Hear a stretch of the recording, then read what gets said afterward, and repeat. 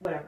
And I knew she was talking about me, and I knew she got offended, but I never went to her and told her, you know, that it wasn't about her, you know, and I apologize if I offended her, but I don't know, I don't even know if she's still living. She wouldn't even know who I am now, but I'll just send that out that, you know, if I offended her, you know, I apologize for how I responded to her question, what she asked me. And I don't even know if that lady's still living, because she was kind of up there in age then, and that was a couple years back. I was in college, which never mind, I won't get into all of that, but yeah, you know, even though she did tick me off by what she said, because she could have came to me in private and said, as an instructor, she could have said, well, you know, is there anything going on with you? Not that I'm saying that's her responsibility, but if I were an instructor or a school teacher or anything, if I had a student in my class and, you know, it looked like it was, you know, something was going on with them, I would have been like, you know, are you okay today? Because I could have just been having a bad day, you know. And I know people, you have to watch what you say, but it could have just been anything, you know, back then. And, but that's me. And like I said, don't expect to find you in another person. Not that I'm saying I wanted her to do that or needed her to do that. No. It's just that, you know, I'm sitting there, she's asking me a question, and, you know, I just didn't want to be bothered that day. That's all. Sometimes people just don't want to be bothered. And, but, you know, that's why communication is so important. Because once you start communicating, the real picture, the real matter at hand will be exposed, and people will see the truth. It is the light of truth that shines light on a lie, to expose the lie.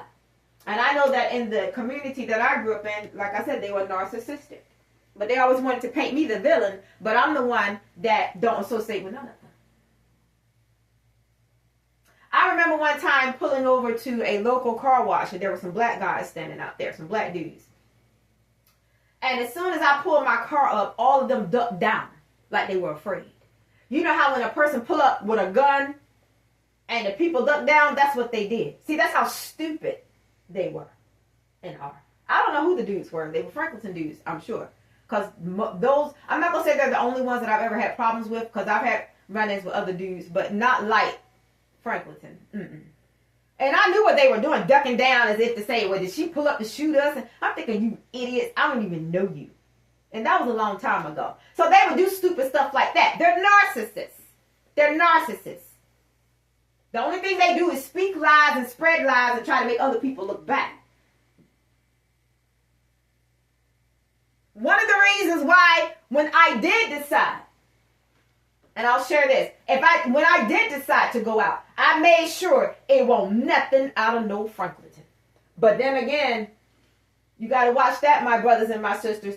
When you go other places, because people are the same wherever you go, and especially if they friends with the folks, who am I talking to out there, that you don't like. Because if you get involved with somebody, okay, let's just say that you go somewhere else and you meet somebody and you're glad that they're not from the area that you're from. If they're friends with the people in the area that you're from, they're just like the people from the area that you're from. If they're friends with the people in the area that you're from, but you don't know it, then they are just like the people in the area that you're from.